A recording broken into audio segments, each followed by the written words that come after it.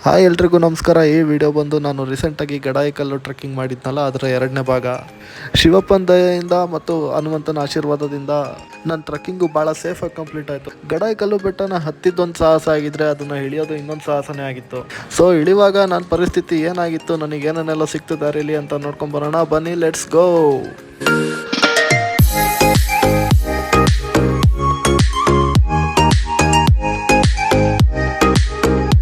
ಯಾವತ್ತೂ ಈ ಥರ ಎಡ್ಜಲ್ಲಿ ಕೂತ್ಕೊಂಡು ವೀಡಿಯೋ ಮಾಡೋವಂಥ ಸಾಹಸ ಮಾಡಿರಲಿಲ್ಲ. ಈಗ ಮಾಡ್ತಾಯಿದ್ದೀನಿ. ಸೊ ನನಗೆ ಎಷ್ಟು ಭಯ ಆಗ್ತಿದೆ ಅಂದರೆ ನಾನು ಭಯಕ್ಕೆ ಇಲ್ಲಿ ಕೈ ಹಿಡ್ಕೊಂಡು ಕೂತಿದ್ದೀನಿ.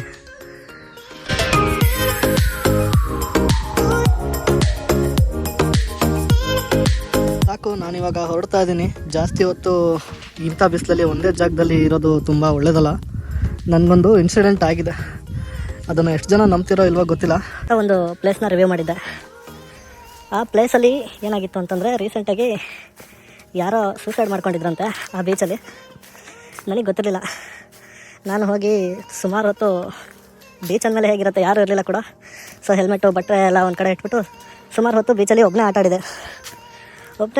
ಏನಾಗ್ಬಿಟ್ಟಿದೆ, ನಾನು ವಾಪಸ್ ಬರೋ ಟೈಮಲ್ಲಿ ಆ ಹೆಣ್ಣು ಆತ್ಮ ನನ್ನ ಜೊತೆನೇ ಮನೆ ತನಕ ಬಂದುಬಿಟ್ಟಿತ್ತು.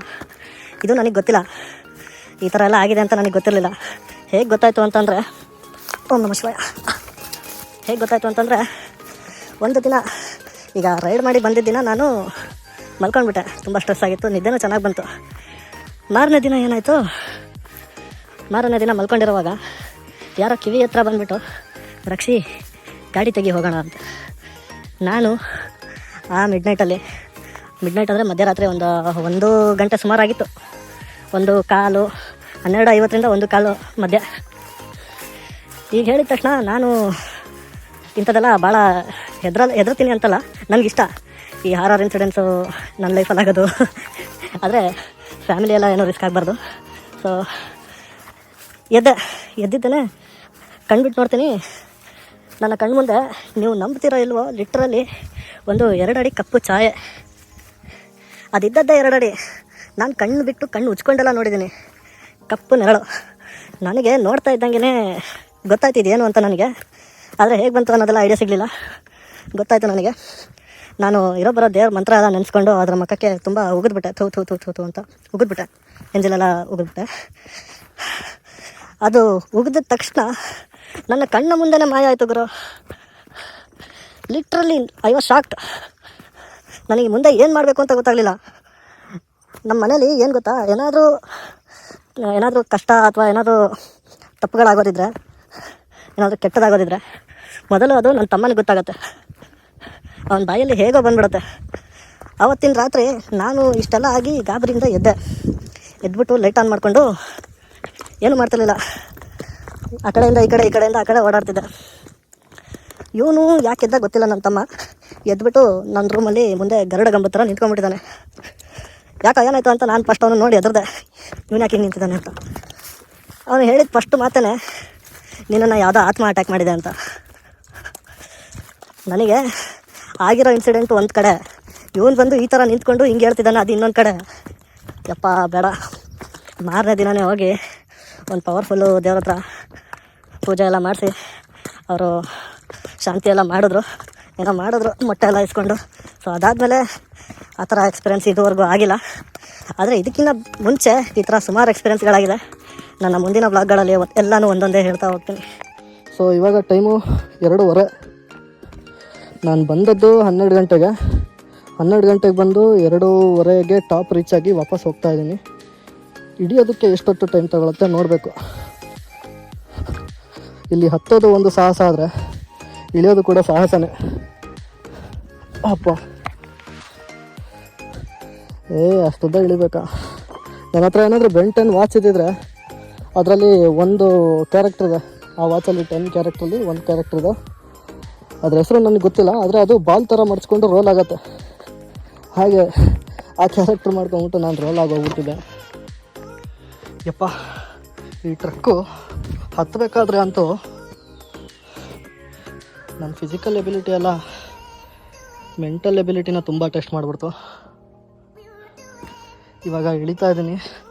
ಆ್ಯಕ್ಚುಲಿ ಹತ್ತುತ್ತಾ ಇತ್ತು, ನಡುಕ್ತಾ ಇತ್ತು, ನಲುಗ್ತಾ ಇತ್ತು. ಆದರೆ ಇವಾಗ ಇಳಿಬೇಕಾದ್ರೆ ಅಂತೂ ಕಾಲಿದೆಯಾ? ಹಾಂ ಇದೆ. ಹೀಗೆ ಚೆಕ್ ಮಾಡ್ಕೋಬೇಕು, ಹಂಗೆ ಅನಿಸ್ಬಿಟ್ಟಿದೆ ಕಾಲಿದೆಯೋ ಇಲ್ವೋ ಅಂತ. ಹಾಗೆ ಇಳ್ಕೊಂಡು ಆಗಲೇ ನಾನು ಎಲ್ಲಿ ನೀರು ತುಂಬಿಕೊಂಡಿದ್ದೆ ಅದೇ ಜಾಗಕ್ಕೆ ಮತ್ತೆ ವಾಪಸ್ ಬಂದಿದ್ದೀನಿ. ನನ್ನ ಹತ್ರ ಇನ್ನೂ ಅರ್ಧ ಬಾಟ್ಲು ನೀರಿದೆ. ಇದನ್ನೆಲ್ಲ ಕುಡಿದು ಖಾಲಿ ಮಾಡಿಬಿಟ್ಟು ಫ್ರೆಶ್ ವಾಟರ್ ಹಿಡ್ಕೊತೀನಿ. ಇದು ಟೇಸ್ಟಲ್ಲಿ ಏನು ಡಿಫ್ರೆನ್ಸ್ ಗೊತ್ತಾಗ್ತಿಲ್ಲ ನನಗೆ, ಆದರೆ ತುಂಬ ಹಾರ್ಡ್ ವಾಟರ್ ಇದೆ ಇದು.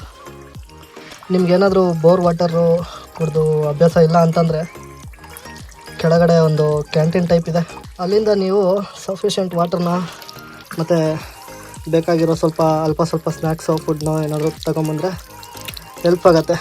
ಟ್ರೆಕ್ ಮಾಡೋವಾಗ ಬೋರ್ ಆಗೋಲ್ಲ. ಏನಾದರೂ ತಿನ್ಕೊತ ಮತ್ತು ಫ್ರೆಂಡ್ಸ್ ಒಟ್ಟಿಗೆ ಬಂದಿದ್ರೆ ಮಾತಾಡ್ಕೊಂಡು ಹೋಗ್ಬೋದು. ಆ ಕೋಲ್ ಯಾಕೆ ಇಟ್ಟಿದ್ರು ಅಂತ ಗೊತ್ತಿಲ್ಲ, ಬಿದ್ದೋಯ್ತು. ಸೊ ನೀರು ತುಂಬ್ಕೊಂಡಾಯ್ತು, ಇಳಿತಾ ಇದ್ದೀನಿ. ಆಗಲ್ಲ ಗುರು. ಸ್ವಲ್ಪ ಹೊತ್ತು ಇಲ್ಲೆಲ್ಲಾದರೂ ಕೂತ್ಕೊಂಡು ಆಮೇಲೆ ಮತ್ತೆ ಸ್ಟಾರ್ಟ್ ಮಾಡ್ತೀನಿ. ಆಮೇಲೆ ಅಲ್ಲಿ ವಾಟರ್ ಸೋರ್ಸಿಂದ ಬರ್ತಾ ಇರೋ ನೀರು ತುಂಬ ಜಾರತ್ತೆ ಇಲ್ಲಿ. ಸೊ ಹುಷಾರಾಗಿ ನೋಡಿಕೊಂಡು ಹೆಜ್ಜೆ ಇಟ್ಕೊಂಡು ಬನ್ನಿ, ಯಾಕಂದರೆ ಇಲ್ಲಿ ಜಾರ್ಬಿಟ್ರೆ ಅಂತೂ ಕೈಕಾಲು ಮೂಳೆ ಮುರ್ಕೊಂಡು ಏನಾದರೂ ಆಗೋದಂತೂ ಖಚಿತ. ಸೊ ಇಲ್ಲಿಗೆ ಬರೋರು ಹುಷಾರಾಗಿ ಹೆಜ್ಜೆ ಇಟ್ಟು ನೋಡ್ಕೊಂಡು ಹೋಗಿ. ಸುಮಾರು ಜನ ಬರೀ ಕಾಲಲ್ಲೇ ಹೋಗ್ತಾಯಿದ್ರು. ಬರೀ ಕಾಲಲ್ಲಿ ಹೋಗ್ತಾ ಇರೋರನ್ನ ಸ್ವಲ್ಪ ಜನ ನೋಡಿದೆ, ಕೆಳಗಡೆ ಇಬ್ಬರಿಗೆ ಲೀಚ್ ಕಚ್ಬಿಟ್ಟು ಅವರು ಬೆಂಕಿಯಿಂದ ಉಪ್ಪಿಂದ ಎಲ್ಲ ಬಿಡಿಸ್ತಾಯಿದ್ರು. ನಾನೇ ಲಾಸ್ಟ್ ಹತ್ತಿದ್ದು, ನಾನೇ ಲಾಸ್ಟ್ ಇಳಿತಿರೋದು ಅನಿಸುತ್ತೆ. ಮುಂದೆ ಯಾರು ಸಿಗ್ತಾರಾ ನೋಡೋಣ. ಇನ್ನು ಈ ಜಾಗಕ್ಕೆ ಇದೇ ಫಸ್ಟು, ಇದೇ ಲಾಸ್ಟು. ಯಪ್ಪ, ಇದ್ರ ಬದಲು ಕುಮಾರ ಪರ್ವತನೇ ಮಾಡಿಬಿಡ್ಬೋದು ಅನ್ಸುತ್ತೆ. ನಿಮಗೆ ಮತ್ತು ಇಲ್ಲಿ ಯಾರಿಗಾದರೂ ಬರೋ ಪ್ಲ್ಯಾನ್ ಇದ್ದರೆ ಒಬ್ಬರೇ ಮಾತ್ರ ಬರ್ಕೋಬೇಡಿ. ನಾನು ಬಂದ್ಬಿಟ್ಟು ಒಬ್ಬನೇ ಬೇಡ ಕತೆ. ಸೊ ನಾನು ಬಂದಿದ್ದಾರಿಲ್ಲೇ ವಾಪಸ್ಸು ಎಲ್ಲೂ ಕಳೆದೋಗದೆ ಇಳ್ಕೊತ ಬರ್ತಾ ಇದ್ದೆ. ಅಲ್ಲಿ ಏನೋ ಒಂದು ಹಳೆ ಕಾಲದ ಮಿಸೈಲ್ ಥರ ಕಾಣಿಸ್ತು ಗುರು. ನಾನು ಬರ್ತಾ ಅದನ್ನು ನೋಟಿಸ್ ಮಾಡಲಿಲ್ಲ ಅಂತ ಅನಿಸುತ್ತೆ. ಓಕೆ, ಹೋಗಿ ಏನದು ಎಷ್ಟುದ್ದ ಇದೆ ನೋಡೋಣ. ಇದನ್ನು ಯಾವ ರಾಜ ಯೂಸ್ ಮಾಡ್ತಾ ಇದ್ನೋ ಏನೋ, ಆ್ಯಕ್ಚುಲಿ ಮರ್ಯಾದೆ ಕೊಟ್ಟು ಹೇಳಬೇಕು, ಸಾರಿ, ಯಾವ ರಾಜರು ಯೂಸ್ ಮಾಡ್ತಾ ಇದ್ರೋ ಏನೋ. ಇದೆಲ್ಲ ಬುದ್ಧಿವಂತ ಜೀವಿಗಳು ಮಾಡೋ ಕೆಲಸಗಳು. ನಾನು ತಗೊಂಡೋಗಿದ್ದು ವಾಟರ್ ಬಾಟ್ಲು ನನ್ನ ಕೈಲೇ ಇದೆ, ಎಲ್ಲೂ ಎಸಿದೆ. ಸೀದಾ ಕೆಳಗೋಗಿ ಅಲ್ಲಿ ಎಲ್ಲಿ ಡಸ್ಟ್ಬಿನ್ ಥರ ಇರುತ್ತೆ ಅಲ್ಲಿಗೆ ಹಾಕ್ತೀನಿ. ಹೋಗೋದಕ್ಕೆ ಸ್ವಲ್ಪ ಕಷ್ಟ ಆಗ್ತಾಯಿದೆ, ಕಾಲೆಲ್ಲ ನಡುಗ್ತಾ ಇದೆ. ಆದರೆ ಕೆಳಗೆ ಹೋಗಲೇಬೇಕಾಗಿರೋದು ಅನಿವಾರ್ಯ. ಆಮೇಲೆ ಇನ್ನೊಂದು ಭಯ ಏನಪ್ಪ ಅಂತಂದರೆ, ಎಲ್ಲಿ ಮಂಗಗಳೆಲ್ಲ ಗ್ಯಾಂಗ್ ಸೇರ್ಕೊಂಡು ಅಟ್ಯಾಕ್ ಮಾಡ್ತಾವೋ ಅಂತ. ಕಡಿಮೆ ಇಲ್ಲ ಇಲ್ಲಿ ಮಂಗಗಳು, ಅಪ್ಪ, ಅದು ಒಂದು ಭಯ.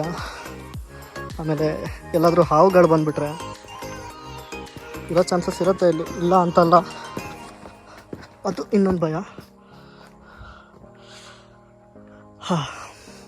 ಹೋಗಲೇಬೇಕಾ ಕೆಳಗೆ?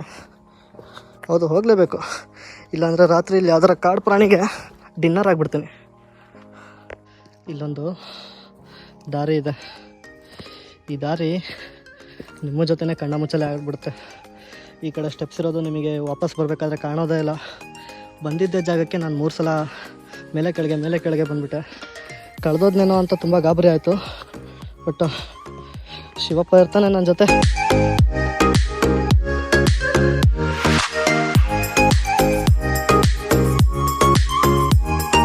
ಹಾಗೆ ಇಳಿತಾ ಅರ್ಧ ದಾರಿ ಮುಗ್ದೇ ಹೋಯ್ತು ಗುರು. ಬೆಳಿಗ್ಗೆ ಹೆವಿ ಬಿಸಿಲಿತ್ತು ನಾನು ಬರೋ ಟೈಮಿಗೆ. ಬೆಳಿಗ್ಗೆ ಅಲ್ಲ, ಅದು ಮಧ್ಯಾಹ್ನ ಅನ್ಬೇಕು. ಆದರೆ ಇವಾಗ ಸ್ವಲ್ಪ ದೇವ್ರಿಗೆ ಕರುಣೆ ಬಂದು ಬೆಟ್ಟದ ನೆರಳು ಟ್ರೆಕ್ಕಿಂಗ್ ಪಾತ್ ಮೇಲಿದೆ. ಸೊ ಬಿಸಿಲಿಲ್ಲದೆ ಇರೋ ಕಾರಣದಿಂದಾಗಿ ಇಳಿಯೋದು ಭಾಳ ಸ್ಟ್ರೆಸ್ ಏನಾಗ್ತಿಲ್ಲ.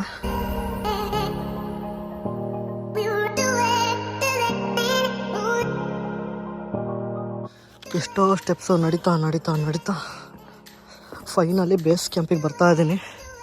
ಬೇಸ್ ಕ್ಯಾಂಪು ನನಗೆ ತುಂಬ ದೂರ ಕಾಣ್ತಾ ಇದೆಯಲ್ಲ.